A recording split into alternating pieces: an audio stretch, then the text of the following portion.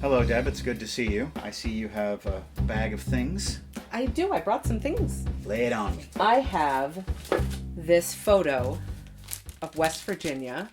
Wow. It's just some leaves. Okay. But it's very pretty. It is a friend of mine. Oh, does it go this way? Sometimes it's hard to figure that out. Modern art is very strange. I think it's this way. This is a photograph by a friend of mine's mother. It's very nice. And I thought I'd give you a little piece of West Virginia. Oh, thank you. This is a colorful mug from our yard sale that I wanted to give you specifically because there's a little crack inside. Kraken? Mm-hmm. There's a kraken inside. Wanting to be released?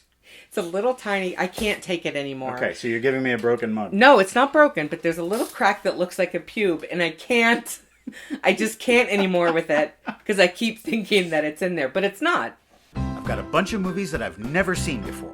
None of you know what they are. Every episode I'm going to spring one on you. It might be good, it might be bad. We'll watch it on the old leather couch and then talk about it. Welcome to the basement. What do you think of this shirt, Deb? Do you like it? No. I love it! I wonder myself why I chose to wear it today. Perhaps because it reminds me of the marine life and the flora of the ocean. Or perhaps it's simply a fashion disaster. Both of those things this garment shares with today's movie. Because we are going out to sea, Deb, and we might not come back because this is the Poseidon Adventure. Oh my god! The Poseidon Adventure! This is exciting. Everyone is screaming. Released in 1972, TPA was directed by Ronald Neame, produced by disaster legend Irwin Allen, and stars Gene Hackman, Ernest Borgnine, Red Buttons, Shelley Winters, Roddy McDowall, and many, many others, including Leslie Nielsen, who would go on years later to star in the greatest disaster spoof ever made, Airplane. Variety, in their typically impenetrable prose, wrote that the film was a highly imaginative and lustily produced meller. I looked this up. A meller is a melodrama. Variety speak for melodrama. I mean, it's silly to say melodrama when you can simply say meller and everyone will know what you're talking about. Mad Magazine did a parody of the Poseidon Adventure. Do you want to know the title? I do. The Poop Side Down Adventure. Oh, I bet that was fun. Well, Deb, this gift, like this shirt, shares a certain quality with the ocean. Is this a box of water? Show it to the camera. I'm salty. That is Dorothy from the Golden Girls. Yes. And she's salty. Well, put on your life jacket and report immediately to the emergency deck. That is the old leather couch as we watch the 70s disaster classic, The Poseidon Adventure.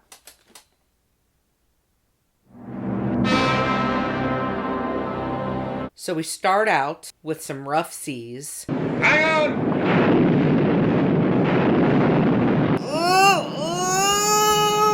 Captain, the crew has barfed all they can barf. SS Poseidon is in trouble. Mr. Lenarchus, who's one of the corporate suits for the company that owns the boat. He didn't put enough ballast in the boat. We are top heavy. A big wave could easily capsize it. Surely you understand the seriousness of this situation.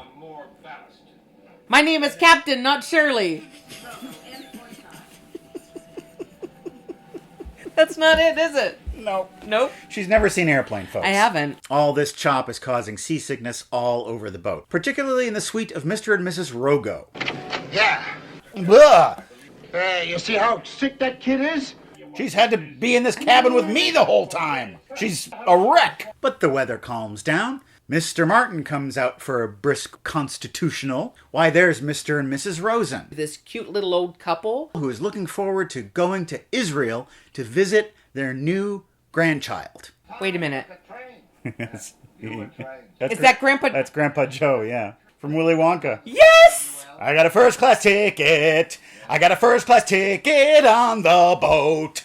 That little boy is Robin, and he and his sister Susan are taking this trip by themselves. Their parents sent them on an ocean voyage. And then there's Reverend Scott. The cool revolutionary preacher. The individual is important only to the extent of providing a creative link between the past and the future. Now today I want to talk to you about something called mid-level marketing. It's a way to get rich really fast. And Jesus, whatever. It's time for dinner, and it's a lavish affair because this is New Year's Eve. There's a band playing a nice song. Oh, can't you see the morning after? Oh, I hear Oscar in the air. Where are you two heading for? Disaster. Well, since the captain put me in charge, I'm going to propose a toast. What do we drink to? To me. To love. To love. To love. To love. To love, dummy. To love dummies. Tell me, sir, just what does a purser do? Well, in spite of anything you may have heard to the contrary, he really runs the ship. The purser also does this. It's 10 seconds to midnight and time for the New Year's Eve countdown. 10, 9, 8, and so forth. 7, 6, 5, 5, 3. 4, Ah, damn it. 2.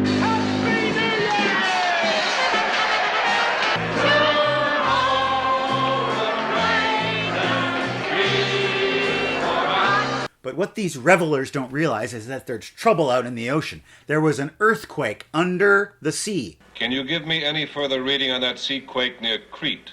Over. Roger, over. Check your vector, Victor. Airplane. Good one. Is it? You don't know. I don't know. And that earthquake causes a tsunami. It hits the ship because the ship doesn't have enough ballast. Inside is chaos and mayhem as people fall from the floor to the ceiling. Grandpa Joe, where's Willy Wonka when we need him?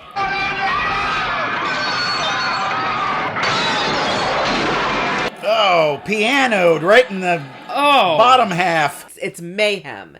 Attention, everyone. This is your captain speaking. We are poop side down. Repeat. Poop side down. Everyone regroups in the aftermath. People are asking for help. They're dead. Not the same people, but different people. Where the hell have you been? Tumbling through the air.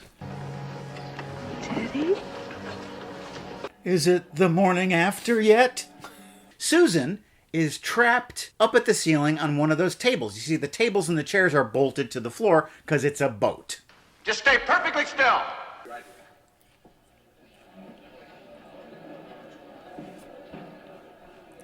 I love to, Deb. I have a lot of love in my heart. I love it. They devise a little Keystone Cops kind of trampoline and rescue her. One of the stewards calls to them. He's trapped up in a high place. He wants to get rescued too. Wait a minute. We shouldn't be coming down. We should be going up. Because right now, up is down. And if down is up, then we need to go up. At the outlet of the propeller shaft. Look, kid, this isn't some toy boat in a bathtub. Repeat. This is not a toy boat. Not a toy boat. Toy boat. Toy boat. Toy boat. Toy boat. Look, kid, I did it. Akers, is there a ladder up there, something we can use to climb up with? Oh, no, sir. This is the linen service area. What is that accent? It's like Scotland by way of Trinidad. It's terrible. They take the tree that has fallen down and they prop it up against that little ledge. Akers, can you anchor it up there? I think so, man. Secure it, and they start climbing up. Okay, Miss Rogo, up you go.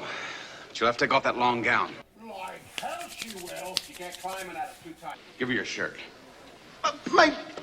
But what? Oh. How long you think since we told each other I love you? Who knows? 20 years? What? I love you. I know. Han Solo'd. Boom. There's the lead singer of the band. Her name is Nani. She doesn't know if she can make it because her brother died. You know how disorganized I am without you.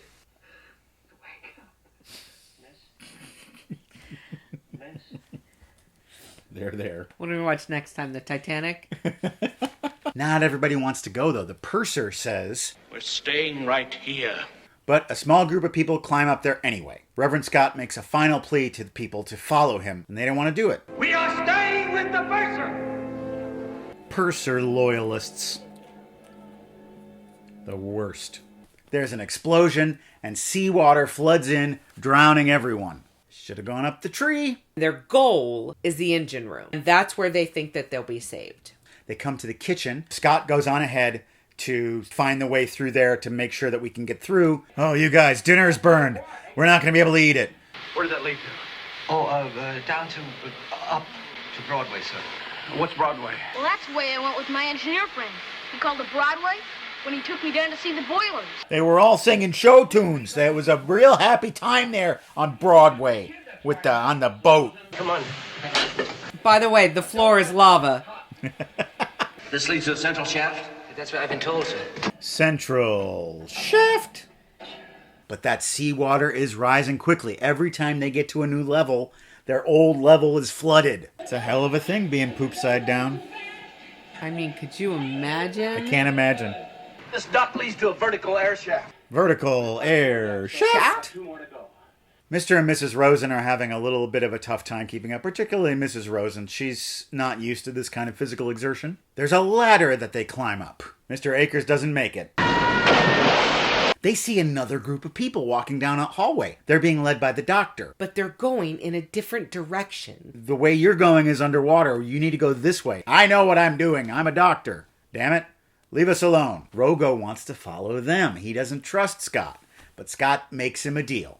I'm going to go this way and explore. Give me 15 minutes. If I don't find a way to get out, then we'll go that way. Deal. But you'll be back. I'll be back. I'll be shirtless and on fire, but I'll be back. Wouldn't it be a good idea to look around, try to find some of the things we might need, like food? I don't want nothing to do with no looking.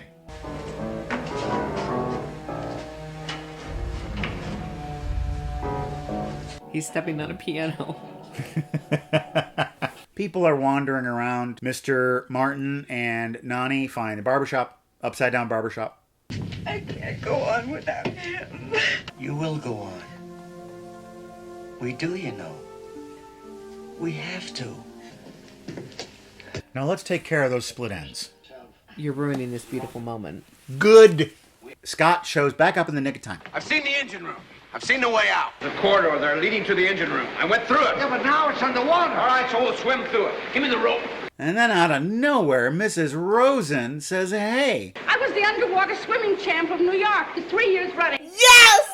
I can hold my breath for a long time. I may be an old lady now, but I can still swim. Let me go. No, you stay here. Scott swims through the water. He gets stuck under this thing. Everyone can tell that he's in trouble. The rope, it's not gone through. She's going in. You cannot stop Mrs. Rosen.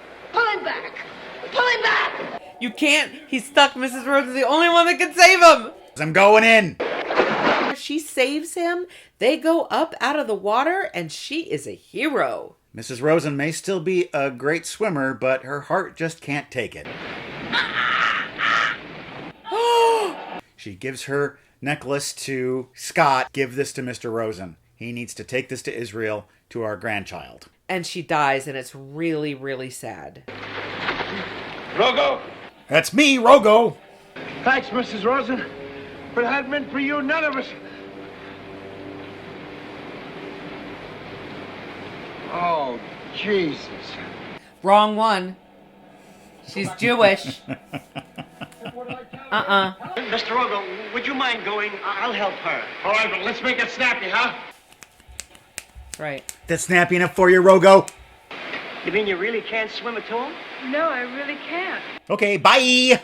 Everyone else swims through. Mr. Rosen sees his dead wife, and he's very sad. I've seen a propeller shaft opening. Propeller shaft. Damn right. And this catwalk is the way we get up there. Now follow me. Sashay after me along the catwalk. Come on, work it. Work it, girls. You boys, too. Mrs. Rogo slips on the ladder and falls down into the fire, dying. Mr. Rogo does not take it well. You killed her! But then there's another explosion and this steam valve bursts. Now they can't get through the steam. Reverend Scott has had enough, and he has a yelling match with God. What more do you want of us? We've come all this way, no thanks to you. How much more blood? He's up there and he's hanging and scooching it open a little at a time. How many more lives? Until the steam turns off. Keep going! No! Sacrifices himself for the group. They get through the door. Well, now what do? Oh, the little kid knows all about this ship. This hull is only 1 inch thick. And they hear tapping coming from outside the hull. My God, there's somebody out there! It's Godzilla. What if it was the purser?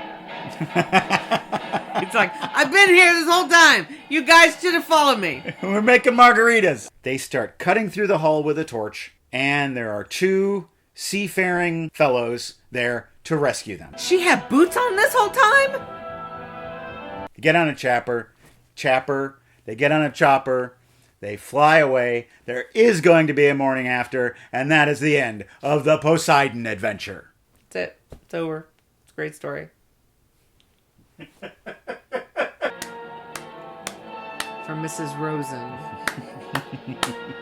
After watching The Towering Inferno last year and watching this today, I'm always really surprised at how well these old disaster movies, the good ones, how much they hold up. I thought this movie was excellent. The reason that they do is because it's not focused on the science, it's focused on the relationships and the human instinct to get through. And the struggle. Yeah, exactly. Jinx, buy me a Coke. It's almost science fiction. The boat can't do that. It wouldn't do that. And then the way it would explode down. The explosions under the water would not happen. I suppose the boat flipping over like that, it's probably physically possible, but it's a billion trillion to 1 shot that it would actually work. Well, the way that it stayed that way. Right. The boat wasn't built to float that way. It was Right. built to float the opposite way. Right. So either it would flip back over or it would sink. Or it would crack or something Yeah. would happen to it, but it wouldn't be in that condition. But like you said earlier, we don't care about any of that. Right. We only think about, here are these humans who have been thrown into this conflict, and Right. how are they going to get out? How are they going to get out? There's a clear biblical parallel in this. Okay. Reverend Scott is clearly Moses. Okay. The way that he's leading everyone to the promised land. He cannot enter the promised land with them. Right. That's a Moses thing. I mean, you can't have him make this plea to these people to follow him, and then when they don't, they're drowned by the ocean. That's the Red Right. Sea happening. A really significant point of the Moses story is Mount Sinai, right? When he goes up and he talks to God and he comes back down and he finds the Israelites have created a golden calf. The golden calf is the doctor. There we go. Yeah. Okay. Because they're going to follow him, and he's going on a false path. And he's like, don't do that. And he comes back down from Sinai at the last minute and says, hey, I found it. I found the tablets. Right. And then they follow him again. It's really interesting that they called this the Poseidon Adventure. I thought the same thing. Because that makes it seem like it's going to be this... fun. It's very dark for a lot of it. I think adventure is a bit of misdirection. That's to get people into the theater to watch this thing, and they don't realize how sad and at times kind of depressing and hopeless it is. It's not an adventure. And then right? Gene Hackman dying at the end, I mean, that's just a gut punch. And Mrs. Rosen, of course, is even in bigger gut punch. That was, in some ways, the heart of the movie. Sure. When she was the hero and then didn't make it. Oh, that hit me. That was hard. If she lived, she would go back to being the Mrs. Rosen that she was in the beginning of the movie. That's the peak of her character arc. She's not going to swim a second time. No, but I think that they probably did kill her off. It gives her character more nobility. They needed a reason to go on. Yeah, that too. And they may not have had it unless there was that boost of self-sacrifice. They needed that motivation. I really thought that was the best part of the movie, the Rosen twist, where suddenly she steps forward. I can do this physical challenge better than anybody. That was my favorite. I was so excited. It really made her a three-dimensional character. It was nice to see Grandpa Joe again. I didn't know that he was in any other movies, but of course he was. Of course. I don't know if you know this, but when they were casting the movie initially, Mr. Martin, who was played by Red Buttons, that role was originally offered to Gene Wilder, and he turned it down. So that would have been Willy Wonka and Grandpa Joe together again. Was this before Willy Wonka or after? That's the question. I don't think Gene Wilder was right for that part at all. Willy Wonka and the Chocolate Factory, 1971. This was 72. You mean Grandpa Joe got out of that bed, went to the chocolate factory, and then got on the Poseidon? That's amazing. I don't know. This is just a thought that I had. It would have been interesting if when they ran into that doctor group, if one or two people from that group said, all right, we're going to follow you. And then we got some new characters. Like in the middle of the movie, we got these two new characters. Yeah. They barely had time for the characters that they had, so it would have been overcrowding. But I think the point of that is these people are supposed to look like lemmings that are just following this guy because he's an authority, and they're not thinking for themselves. The visual was very clear. It was almost zombie-like. Anything else you want to talk about? All the ladies take off their clothes. All the ladies that are climbing the tree, take your skirts off. Not you, Mrs. Rosen. You're fine. Yeah, not Mrs. Rosen. We don't need to see the girdle. But everyone with legs. Ella got on her panties. The Poseidon adventure has turned back poop side up. And now we're done talking about it. And we are going to talk about something else. It's something called Seen It. Oh! Jay Dexia. Seen It, Enemy of the State. This film was my silly action comfort film when I was a teen. Seen It. Yeah, I saw it as a teen. I saw it when it was in the theater. Yeah. I don't know if I'd call it silly. No. I just watched this a couple nights ago. I'm surprised at how good it still is. I really liked it. Tony Scott, God rested him, he really knew how to do technological thrillers. The threat of surveillance and technology is ever present. Yeah. And so it holds up. It's prescient in the way that behind these guys who are trying to erase this man from existence, there's this cadre of incel computer nerds who are their boots on the ground and who are carrying out all their little dirty work. I like the actors. Yeah. John Voight as a murderous right-wing psychopath. I can see it. Right? If you want to cast someone to play a character who is an utter scumbag, you cast Tom Sizemore. Ugh. Someone who is no longer with us, but he had that nailed down. Alexander Harris Samuels. I really loved Sing Sing. It contains my favorite Coleman Domingo performance and also shows how much of an impact theater can have on others. Seen It. Coleman Domingo is a beast in this, as are all of those other non-actors playing themselves as these prisoners in this theater program. I was deeply saddened that this was not a Best Picture nominee, because it should have been. When Emilia Perez is on the slate, this should have been nominated for Best Picture. I actually don't even know what to say about it because it was so wonderful. It's very moving and it's not preachy at all. It's the opposite. What they do is they simply show you what happens. Mm-hmm. I am 100% a believer in everything that they're talking about. The transformative power. Of theater to improve people's lives. That scene, though, when he's in front of the board, they did the thing that everybody does. Everybody does this, and I hate it, is the, well, are you acting right now? Kind of thing.